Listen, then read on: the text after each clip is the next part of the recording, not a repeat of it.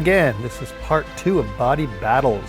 Thank you for joining us. We're talking about the body. We're talking about the warfare that we're in and the secret things that are inside of us that are killing us and how to get over those. This particular program, part 2, we're calling it Battle Boosters. And I'd like to read a Bible verse from the Bible for the battle. This is in 2 Corinthians chapter 10, verse 4. The Bible says that the weapons of our warfare are not carnal or just fleshy or just things that are going to bring us down, but they are mighty through God to the pulling down of strongholds, the strongholds of disease and sickness and all the other things that are working against us. So here we go again. My guest for this 8-part series is Jack McIntosh. He is a health educator. He's a lifestyle interventionist. He's done multiple television programs on 3ABN and also 3ABN Radio. He's been a teacher at Weimar Institute, and he's given lectures, talks, presentations across the country and probably overseas, I'm assuming. Jack, you've been doing this for a long time. And you are a health man, so at 73, you're doing good. And thank you for joining us again. And so today, what's the focus of our subject? Well, we're going to talk about how to strengthen that immune system that has to do the battle. Yes. Today, of course, what's on everybody's mind is that bugaboo virus that's out there. Yeah, COVID-19. COVID-19 that's creating all the trouble for us. Yeah, it's amazing. The whole world has been affected and locked down.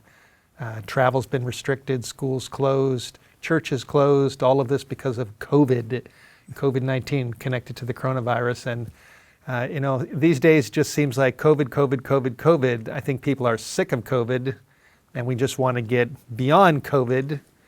And so you're going to help us find out how to do that.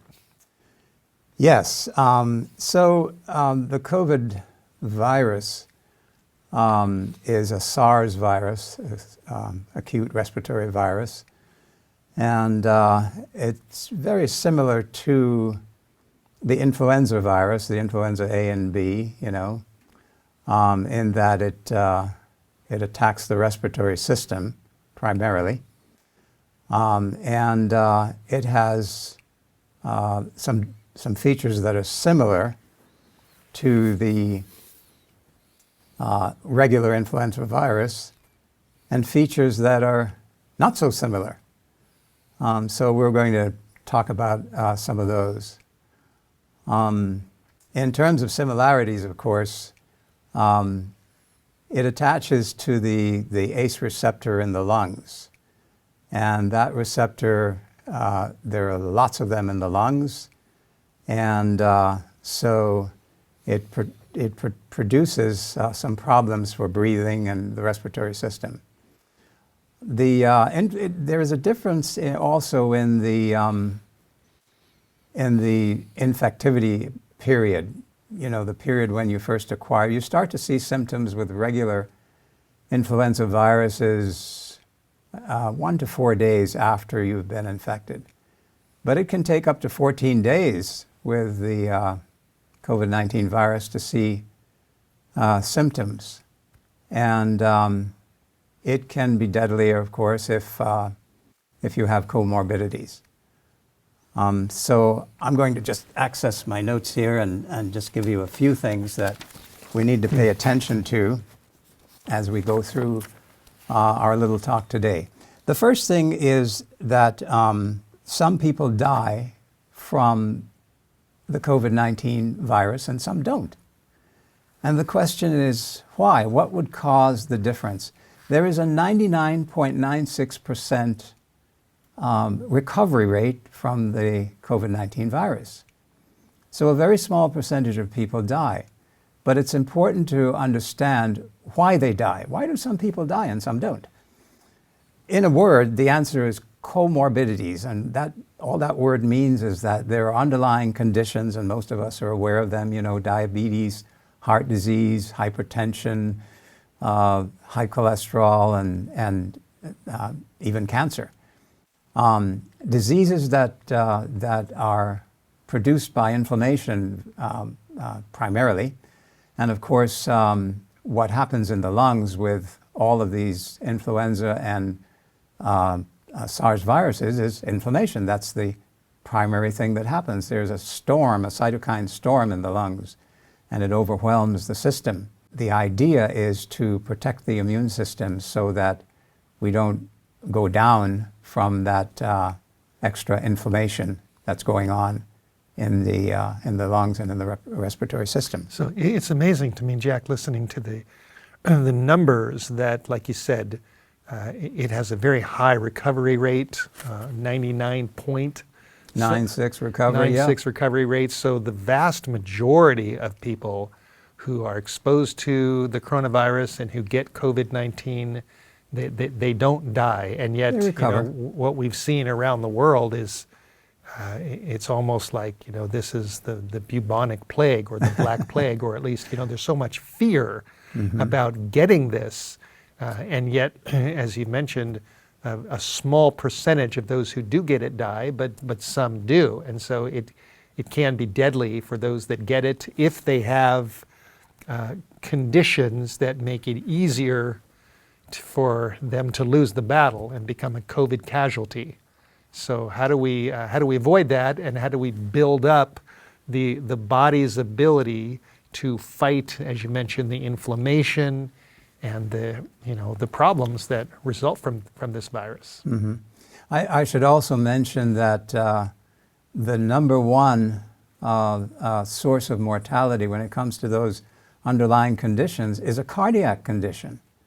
People with heart disease seem to succumb in larger numbers to this virus than other people. But people with hypertension do succumb, and people with diabetes. And sometimes there is a clustering of these things in people, what we call metabolic syndrome, where people are diabetic, they're hypertensive, they have high cholesterol, and they're overweight. And when you have multiple risk factors clustering like that, that increases your risk even more. When you have 2 and 3 and 4 risk factors together, then your risk factor goes way up high. But cardiac disease, heart disease, is the number one source of mortality when people do have heart disease going on already. Mm-hmm. Now, just let me stop you for a second. What we've heard over and over and over again, and we've heard it. I've heard it as I walk around in airports. When I travel, I still do travel, even though during the pandemic there's still opportunities for me to travel and hold seminars. And the main things that we hear is wash your hands, wear a mask, social distance, and just simple things like that. And we're being told this again and again and again and again and again. And I'm certainly not saying that those things are, we should never do. But I think what you're going to tell us is that there's a bigger issue, an underlying issue that is really not being focused on. And that's the body's own ability to fight disease, which is your immune system. And how do we strengthen that immune system? I think that's critical, and that's really not being stressed, I think, by enough people. Yes, a couple of things. Am I right on that? Yeah. They're referring to it as a pandemic. In a real 100% pandemic, you would see, for instance, the mortality rate increasing dramatically over, let's say, 2019, but we don't see that. So the reason we don't see that is because there's a 99.96 recovery rate. So in a real pandemic, the mortality rate would go significantly higher. But if you have one of those comorbidities, those risk factors that we've been talking about, the diabetes and hypertension and heart disease, then for you that doesn't matter. What matters is that you have to find a way to deal with it. And the best way to deal with it is to strengthen your immune system. Because actually the real pandemic has been going on for years. And that is the snowstorm of diabetes. Diabetes is increasing at a tremendous rate, and it used to be that people, we used to call it adult onset diabetes. I don't know if you remember the way back, you got diabetes when you were 40 and 50 and 60 years old. Now we have 12-year-old kids getting diabetes. So that's the real pandemic that's been going on under the radar for a very, very long time. And those, coincidentally, are the ones that put you at risk for the SARS COVID-19. So that's the pandemic we need to address, is how do we protect people from diabetes and hypertension and heart disease and so on. But strengthening the immune response is the first step. Okay. And one of the most... before you do that, could you just, for those that may not, have a medical background or just need some simplicity, how would you define the immune system? What is that? Well, the immune system has, as most people have heard of, white blood cells, T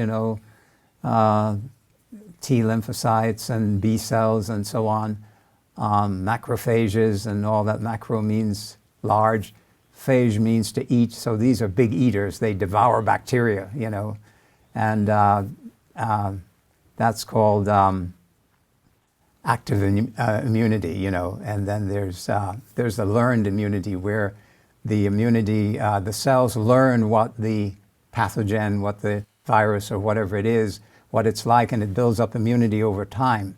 So you have two kinds of soldiers in there. You have soldiers that when something breaks through the wall, they jump on it immediately, and that's the immediate response. Then you have the learned response, where when those viruses and bacteria break through the line, these guys sit back and they learn what that thing looks like and how to beat it.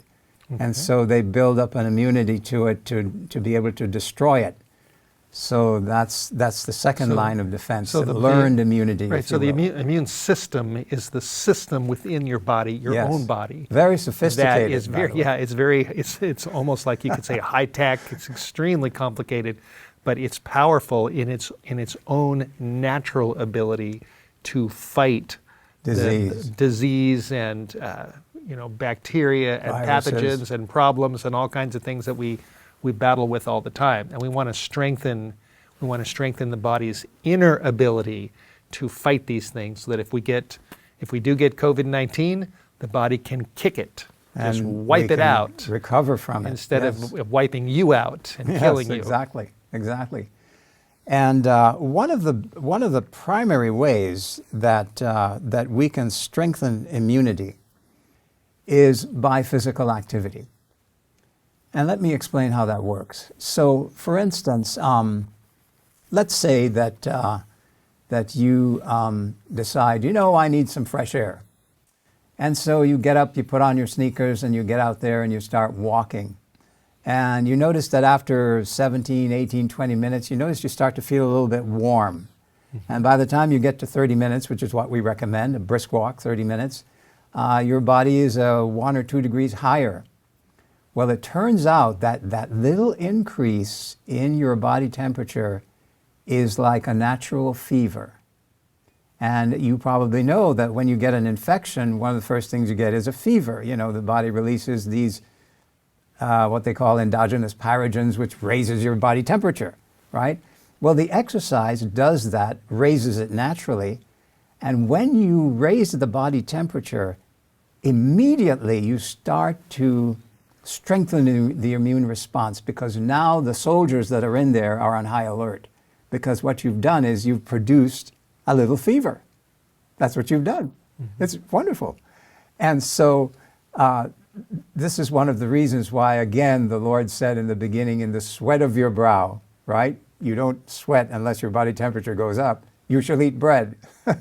So it works on all kinds of levels, the immune system, the balancing of energy input and out, all those kinds of things. But what you're doing is you're producing a natural fever.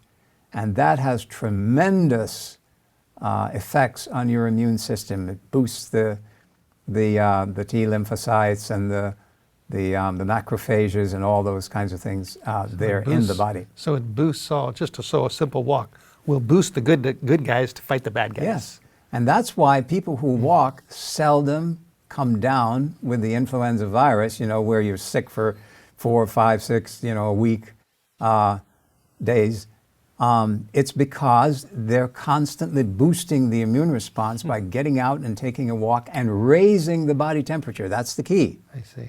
If the body temperature doesn't go up, you don't get all of the benefits that you should get when you get a rise in 1 or 2 degrees in the body temperature. So when the temperature goes up, then the body kicks in to bring it down, right? Isn't that basically what's happening? It does. But just the rise in temperature is going to boost that immune response. Stimulated, and now everybody's on guard. Everybody in there, all those soldiers are in there looking for the enemy. So that's very, very important for us. That's the number one thing that you can do to boost your immunity. Is just taking a walk and exercising. Yes, and I think we have a program, brisk walk. A program we're going to do in the next one of the next ones is going to be. I think you have 40 different 40 reasons to exercise. We're going to talk about that. And it's so simple. And some people think that they have to become like super athletes and run marathons in order to get the benefit of exercise, but that's not true. Just I brisk walk. I like to jog.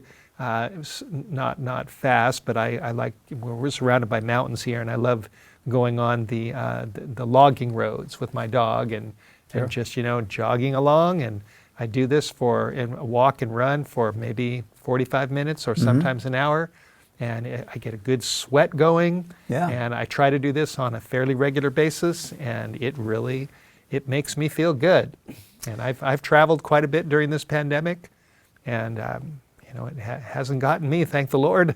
Thankful that I haven't had any major sickness for quite a while. So I guess the point is that you don't have to run a marathon. It's just getting out, walking down the street, walking around the block, that the benefits of doing that to help boost the body's natural ability to fight disease is almost off the charts. Yeah, and I think that the wisdom of the Creator in giving us things that are not complicated, so simple to do, that we can protect ourselves by something that simple is just awesome. A wonderful thing to contemplate, that He's made it easy for us to protect ourselves. But of course, we sit a lot and we watch television a lot, and we need to not do that for more than an hour. We need to get up and move. And looking at my notes here, you've also mentioned the significance of just sunlight and vitamin D. Yes. Now vitamin D has a tremendous effect on the immune system, both the active immunity and the learned immunity, if you will. It boosts the immune response. It has a tremendous effect. And what they've noticed from the research is that if your vitamin D level is less than 30, your risk of coming down with COVID and having significantly negative outcomes is much greater than if your vitamin D level is 40 or above. 40 or above. So this is very, very important. The vitamin D levels, many people, large numbers of people in America have vitamin D levels of less than 20.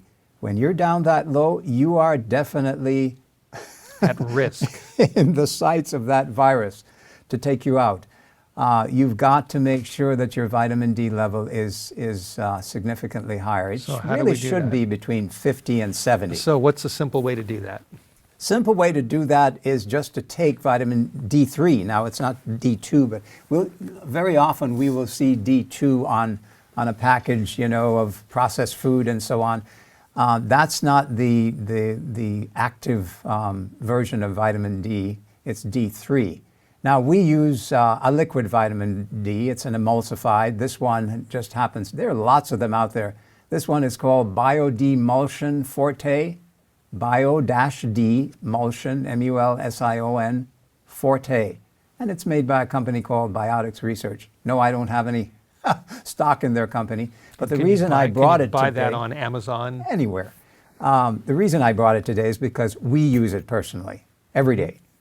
I put 3 drops on we like to have a high-protein breakfast, so I will have some beans with some avocados and some bagels, whole wheat bagels and fresh fruit. We'll have some oranges and things like that. And so we will put this, I'll put this in my bean bowl because that's my protein for the day. And I put 3 drops and I'm good to go. Last time it was measured, it was 83. Really? You see? So it's way above the average, and that's out there today. So just simply doing something, and you don't have to use this brand. There are lots of them out there. This is just the one we use, but the point is you need to do something. If you live above, what is it, Redding, California, I guess it is, or maybe a little further in terms of latitude, you really need to use vitamin D3 in some form because of its importance for immune enhancement, building up the immune people system. that live in warmer climates like California or Texas, they just need to get a little bit of sunlight, right? Just get out in the sun. Yes, exposure of the skin to sunlight in a very short period of time, just 10 minutes actually. If you just expose your back or your chest to the sunlight, then you get, and even your arms, of course your arms have less area for you to make vitamin D, but your face, your neck, your arms, that exposure builds, and that's the best kind of vitamin D, by the way. It lasts longer in your bloodstream than one that comes out of a bottle. Okay. But it doesn't mean that if you live north, the way many of us do, north of that line that we talked about, that you can't have enhanced immunity. So give us, we don't have much time left in this program. You mentioned to me sugar, sleep, and stress. So just give us the short version of how we can boost the immunity in those areas. Sugar tends to have a very, very negative effect on immune cells. Macrophages, for instance, that eat up bacteria, if you indulge too much sugar, their ability to engulf bacteria diminishes just by the amount. It's an inverse relationship. The more sugar you eat, the less they can eat, so to speak, to defend you. And so you want to keep the sugar low in the diet. Stress also is pro-inflammatory, and it releases cortisol, and which is a stress hormone, and you want to avoid stressful situations. When people watch television, for instance, where people are shooting each other and doing things to each other, they don't realize, but your stress hormones go up in response to what you're seeing, what's coming into the brain.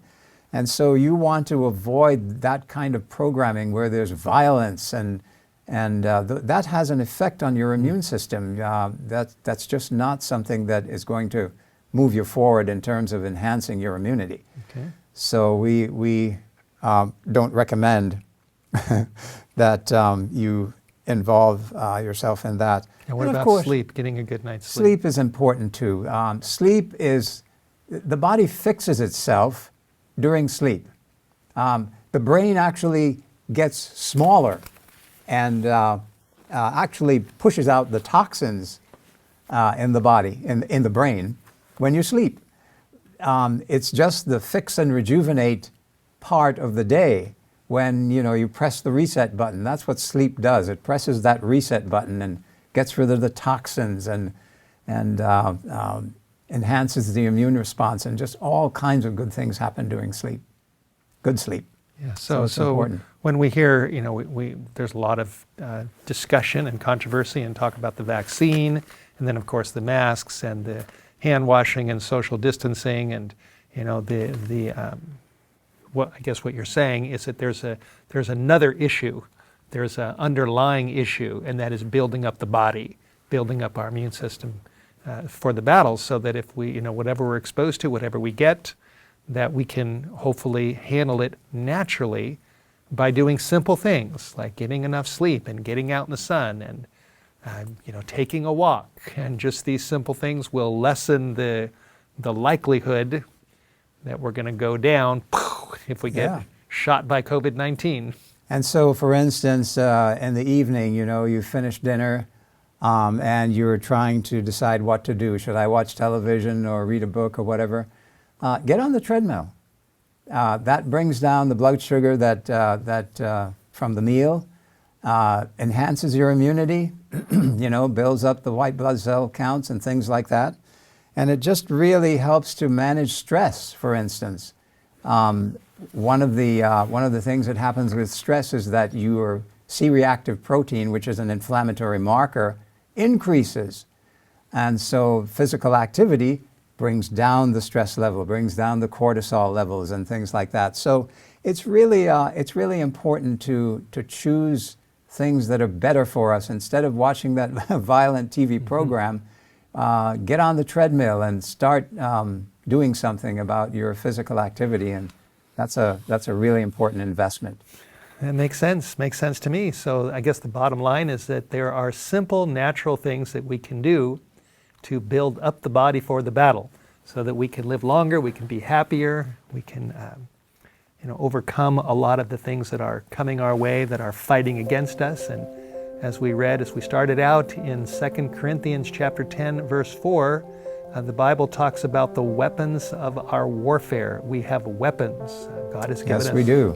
We have a Bible to teach us simple biblical truth.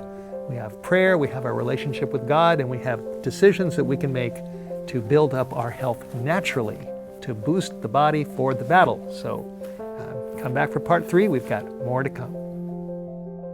We hope you have enjoyed this episode of Body Battles. Before you go, these health resources are available from White Horse Media.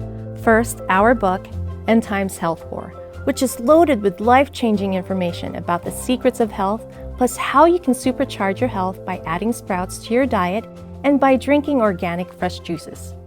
If you would rather read smaller books, we have the same information in these little pocket books: Fabulous Health Made Simple, Surviving Toxic Terrorism, Juice Your Way to Fabulous Health, and Sprout Power. You may also be interested in these other wonderful pocket books: Help for the Hopeless and Secrets of Inner Peace. They're all short, easy to read, and easy to share. They are all available from White Horse Media. We hope you've been blessed by this White Horse Media production. To support White Horse Media, please call us at 1-800-78-BIBLE. That's 1-800-782-4253. You may also send your donations by mail to White Horse Media, P.O. Box 130, Priest River, Idaho 83856, or donate online at whitehorsemedia.com.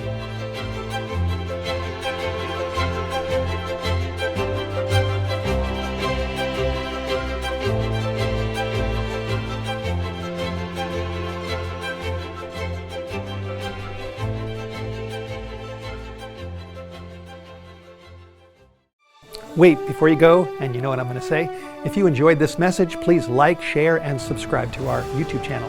To hear more messages, check out our other videos. Have a blessed day.